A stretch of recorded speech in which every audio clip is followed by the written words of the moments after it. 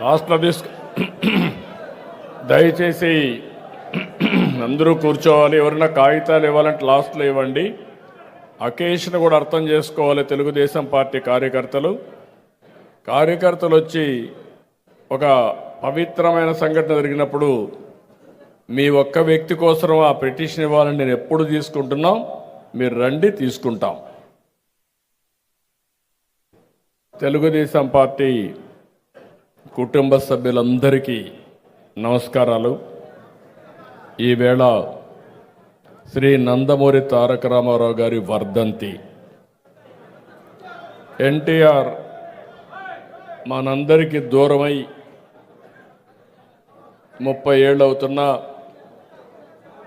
తెలుగు జాతి గుండెల్లో శాశ్వతంగా ఉండే ఏకైక నాయకుడు నందమూరి తారక రామారావు గారు. తెలుగు జాతి ఖ్యాతిని ఎవరెస్ట్ అంత ఎత్తుకు తీసుకెళ్లిన యుగ పురుషుడు, మనందరికీ ఆరాధ్య దైవం ఎన్టీఆర్. ఇప్పుడే ఏవి చూశారు, ప్రపంచంలో ఎక్కడా జరగలేదు. పార్టీ పెట్టిన 9 నెలల్లో అధికారంలోకి వచ్చిన ఏకైక పార్టీ తెలుగుదేశం పార్టీ అనే విషయం మనం ఎవ్వరూ మర్చిపోవడానికి వీలు లేదు. ఒక చరిత్ర సృష్టించిన వ్యక్తి, దేశంలోనే సుపరిపాలనకు అర్థం చెప్పిన వ్యక్తి శ్రీ ఎన్టీఆర్. తెలుగుదేశం పార్టీతోనే అంతవరకు మీరు చూస్తే రాజకీయం అంటే ఏదో పరిపాలన తూతూ మంత్రంగా పరిపాలన చేసి అలవాటు నేర్చుకున్నప్పటి నుంచి ఎన్టీఆర్ వచ్చిన తర్వాత పరిపాలనకు నిజమైన అర్థం చెప్పారు. సంక్షేమ కార్యక్రమాలు, అభివృద్ధి కార్యక్రమాలకు నాంది పలికారు. సమాజం కోసం, అందరికీ న్యాయం కోసం బడుగులు, విద్యావంతులకు టికెట్లు ఇచ్చి రాజకీయాల్లో, పాలనలో ఎన్నో అవకాశాలు కల్పించారు. ఆయన రాకమునుపు మీరు ఒక్కసారి చూస్తే రాజకీయాల్లో ఉండే ప్రతి ఒక్కరు కూడా చదువుకోని వ్యక్తులు, ఓనుమాలు లేని వ్యక్తులు, వేలిముద్ర వేసే వ్యక్తులుంటే కాదు, అన్ని వర్గాల్లో చదువుకున్న వారిని సమర్థవంతులను రాజకీయాల్లోకి తేవాలని ఆలోచించిన ఏకైక నాయకుడు భారతదేశంలో ఎన్టీ రామారావు గారు. అందరికీ సామాజిక న్యాయం చేయాలని ముందుకు పోయిన వ్యక్తి ఎన్టీ రామారావు గారు.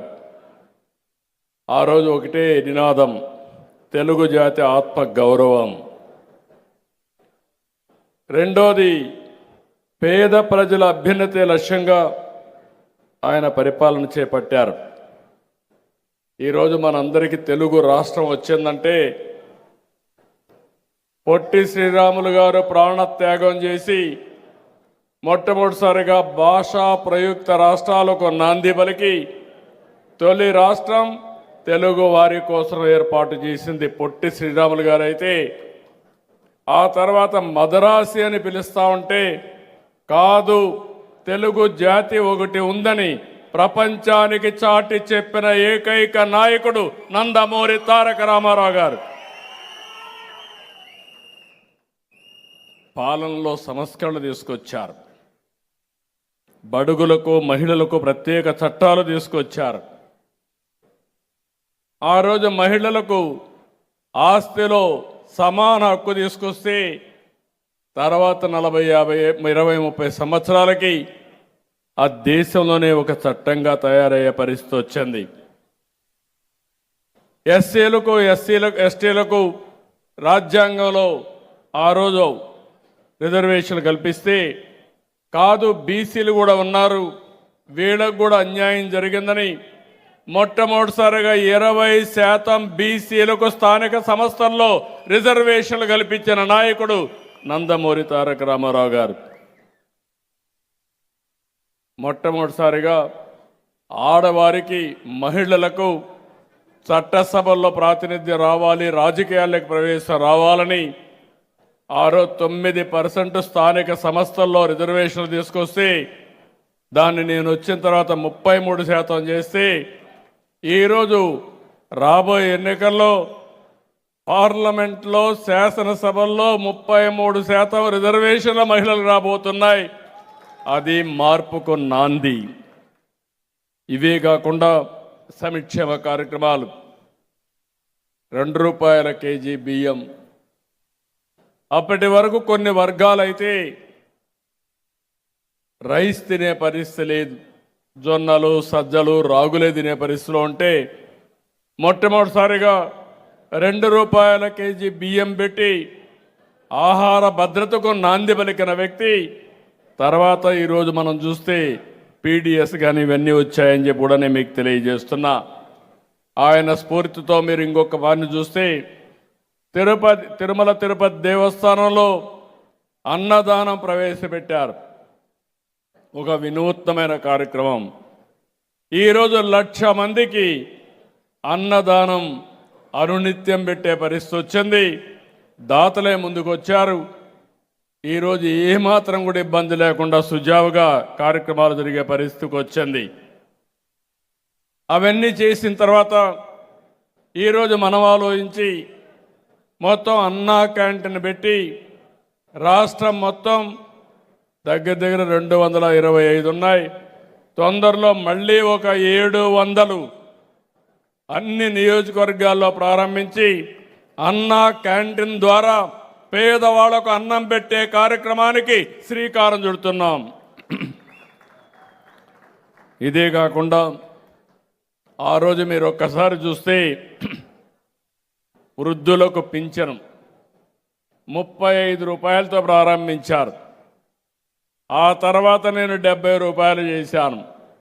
మళ్ళీ నేను వచ్చిన తర్వాత 200 ఉంటే 2000 చేశాం.